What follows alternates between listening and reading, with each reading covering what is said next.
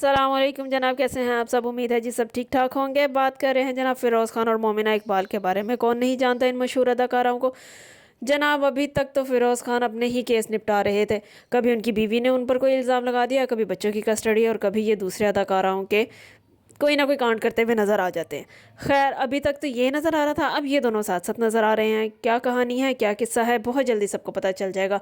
अभी तो इनकी बीवी के लगाए इल्ज़ाम ही पूरे नहीं हो पा रहे थे कि ये मोहतरमा हमदर्दी जताने आ गई हैं। इन्हें क्या नहीं पता कि फ़िरोज़ खान आखिर कर क्या रहे हैं। अब ये इन्हें मासूम साबित करेंगी।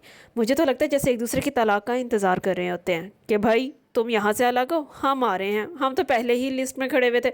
अरे भाई अगर तुम्हें पहले ही ये सब कुछ करना था तो पहली बीवी के आने का इंतज़ार क्यों करते हो तुम लोग पहले ही बीच में कूद पड़ो। खैर फ़िरोज़ खान का किस किस के साथ अफेयर रहा ये तो सभी जानते हैं। ये बस कुछ अर्सा ही किसी के साथ टिक पाते हैं। अब देखते हैं जो शख्स अपनी बीवी बच्चों के साथ इतने देर नहीं टिक सका वो किसी और के साथ क्या टिकेगा। अब इन मोहतरमा के साथ कितनी देर तक रहते हैं और कहाँ तक इनका रिलेशन चलता है ये भी बहुत जल्दी पता चल जाएगा।